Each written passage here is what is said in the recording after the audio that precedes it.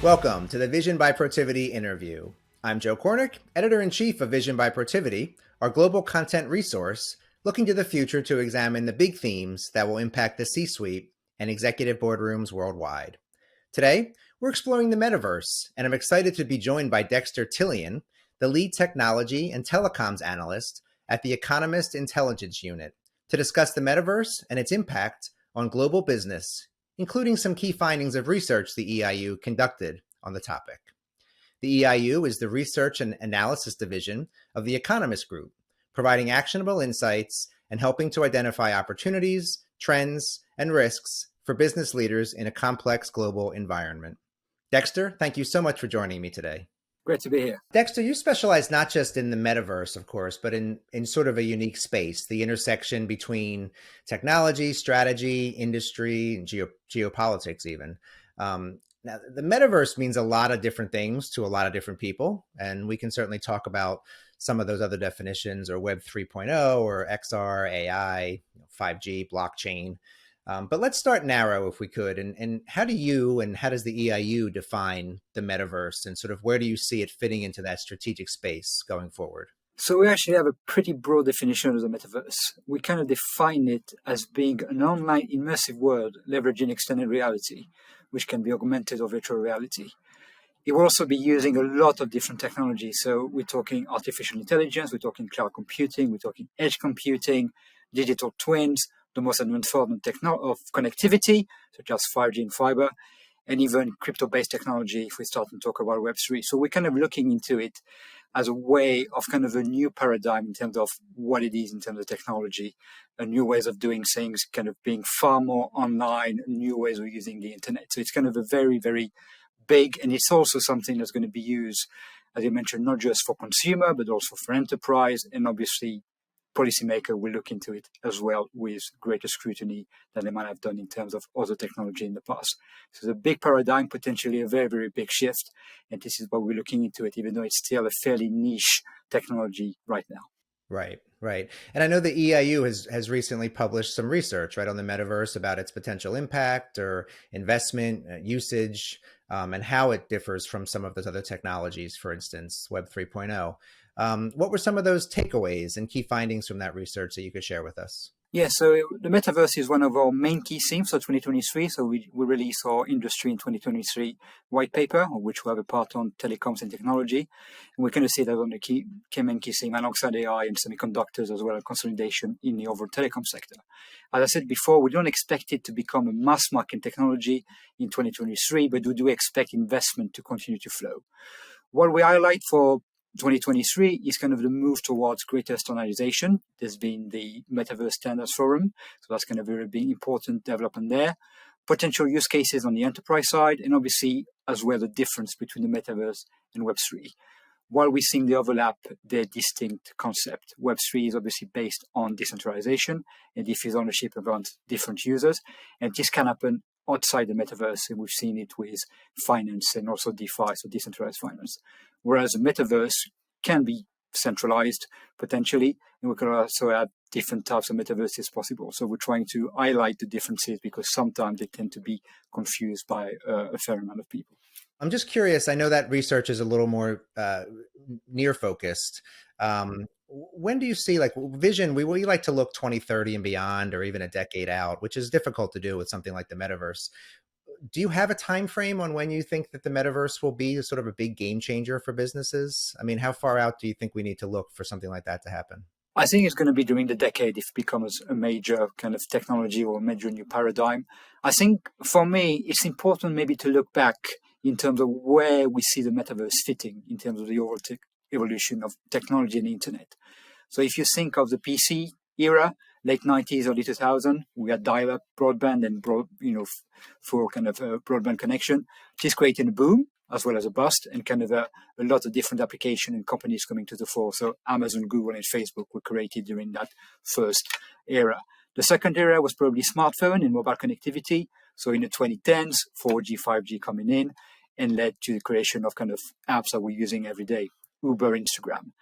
if the metaverse, as some of its proponents say, is becoming kind of that third stage or that kind of third evolution of the internet or technology, so the use of headset, the use of extended reality, and if it's on par with the previous two, you can see that the impact will be enormous.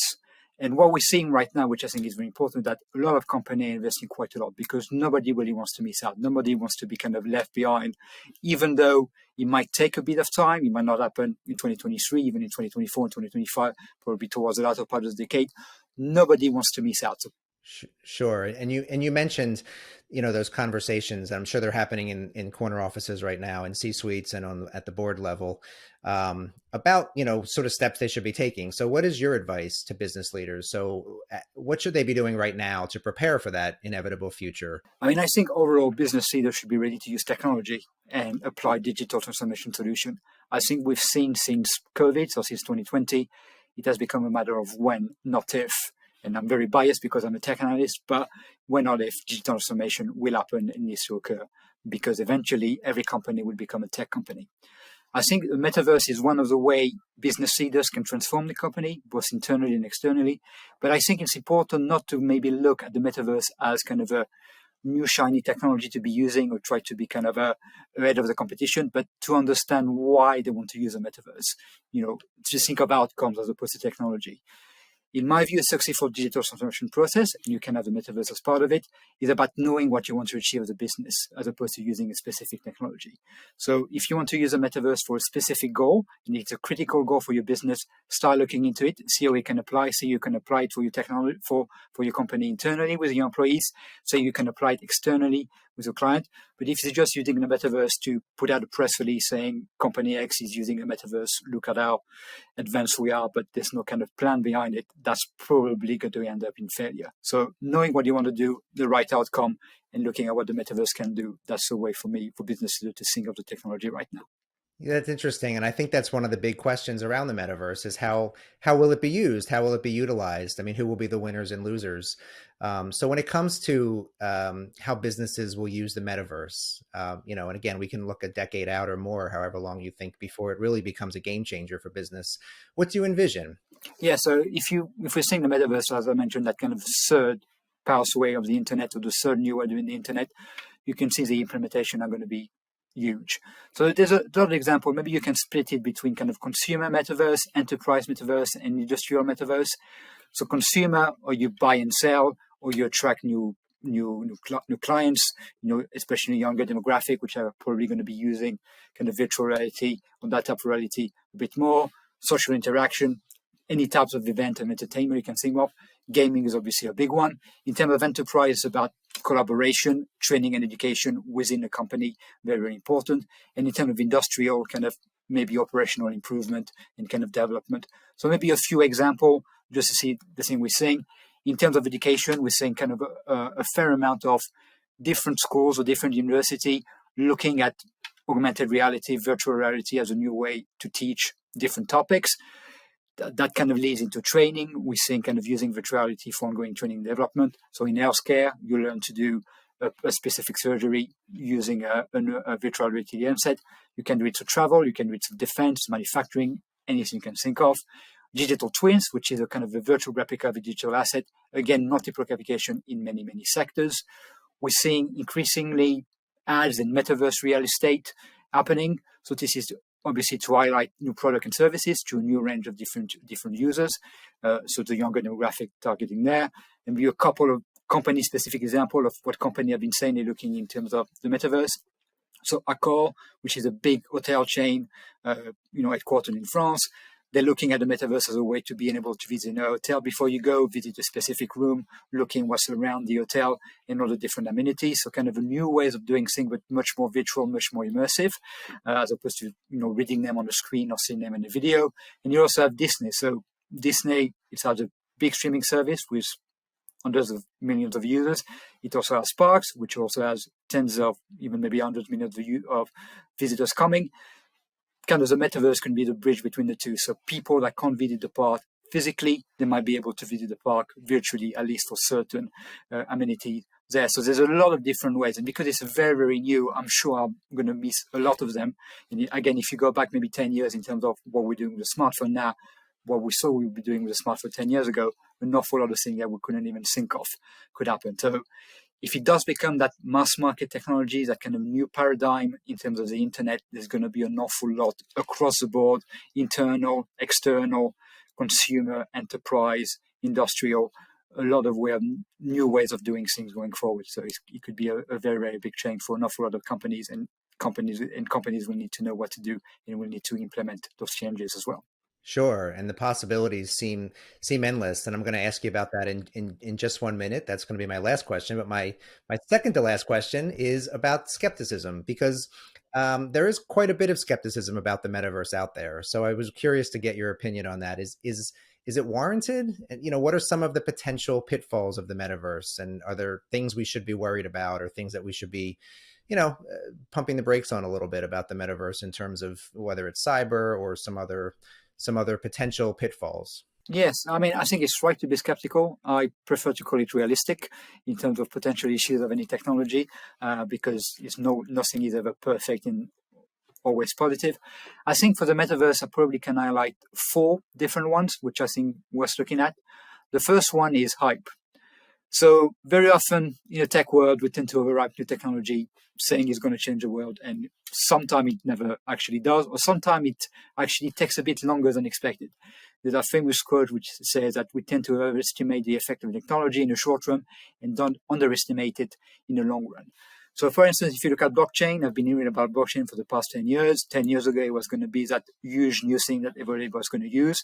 It hasn't really happened. There's some very, very interesting use cases happening, but it hasn't become that mass market technology. So maybe the metaverse has some very, very nice use cases for certain areas, but doesn't become that kind of mass market technology, that mass market paradigm we're expecting right now. The second would be kind of a lack of standards and interoperability.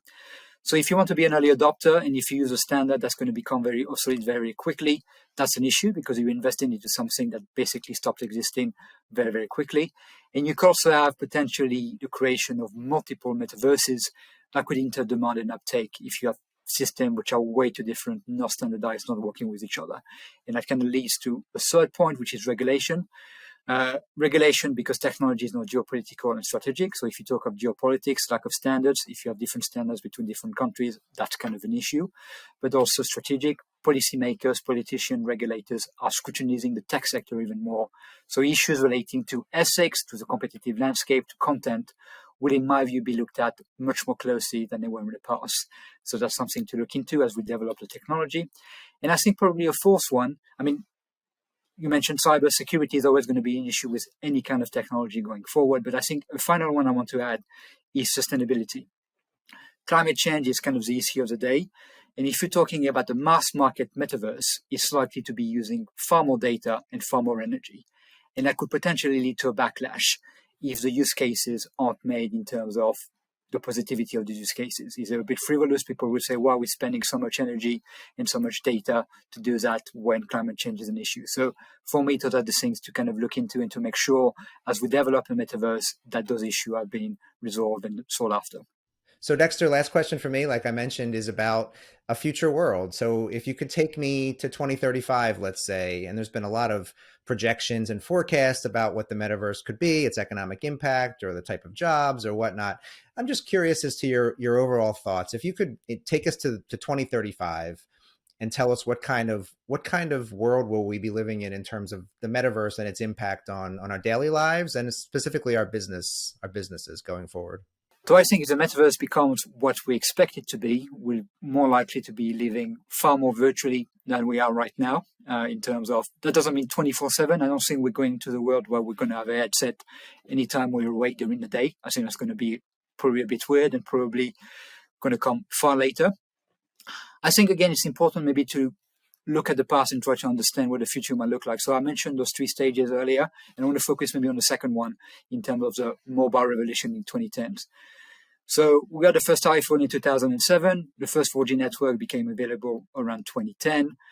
It was still not very clear where it was going, but this has become ubiquitous. And I think if you look at the iPhone, which I think for me is always something I look into in terms of development of technology or far technology or important technology can be, the iPhone it had revenue of about $20 billion between 2000 and 2007 and 2009. So doing quite well, but not super high.